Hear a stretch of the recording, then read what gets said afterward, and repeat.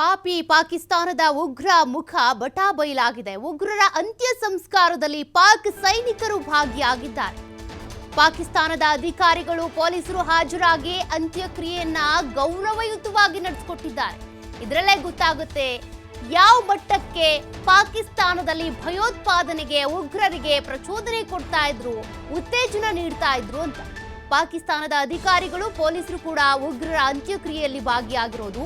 ಭಾರತದ ಸೇನೆ ದಾಳಿಗೆ ಹತನಾಗಿದ್ದಂತ ಯಾಕೂಬ್ ಬಿಲಾಲ್ ಉಗ್ರ ಕ್ಯಾಂಪ್ನ ಮುಖ್ಯಸ್ಥ ಯಾಕೂಬ್ ಈತನ ಅಂತ್ಯಕ್ರಿಯೆಯಲ್ಲಿ ಭಾಗಿಯಾಗಿದ್ದಾರೆ. ಅಂತ್ಯಕ್ರಿಯೆಯಲ್ಲಿ ISI ಅಧಿಕಾರಿಗಳು ಪೊಲೀಸರು ಭಾಗಿಯಾಗಿ ನೋಡಿ, ಯೋಧ ಹತನಾದಾಗ ಯಾವ ರೀತಿಯಾಗಿ ಗೌರವಯುತವಾಗಿ ಆತನ ಅಂತ್ಯಕ್ರಿಯೆ ನಡೆಸಿಕೊಡ್ಲಾಗುತ್ತೋ ಅದೇ ರೀತಿಯಾಗಿ ಇಲ್ಲೂ ಕೂಡ ಈ ಒಂದು ಉಗ್ರ ಸೇನೆಯ ಅಥವಾ ಉಗ್ರರ ಕ್ಯಾಂಪ್ನ ಮುಖ್ಯಸ್ಥ ಆಗಿದ್ದಂಥ ಯಾಕೂಬ್ನ ಅಂತ್ಯಕ್ರಿಯೆಯಲ್ಲಿ ISI ಅಧಿಕಾರಿಗಳು ಪೊಲೀಸರು ಭಾಗಿಯಾಗಿ ಆತನ ಅಂತ್ಯಕ್ರಿಯೆಯನ್ನ ನಡೆಸಿಕೊಟ್ಟಿದ್ದಾರೆ. ಪ್ರತಿ ಬಾರಿಯೂ ಕೂಡ ಪಾಕಿಸ್ತಾನ ಹೇಳುತ್ತೆ, ನಾವೇನು ಉಗ್ರರ ಪೋಷಣೆ ಮಾಡ್ತಾ ಇಲ್ಲ, ಇದು ನಿಮ್ಮ ಭದ್ರತಾ ವೈಫಲ್ಯದಿಂದ ಆದಂಥ ದಾಳಿ ಪೆಹಲ್ಗಾಮ್. ಹಾಗಾಗಿ ನೀವೇ ಬೇಕಿದ್ರೆ ಕಾರ್ಯಾಚರಣೆ ನಡೆಸಿ, ನೀವೇ ಬೇಕಿದ್ರೆ ದಾಳಿ ಮಾಡಿ, ನಾವು ಅದಕ್ಕೆ ಸಿದ್ಧ ಅಂತ.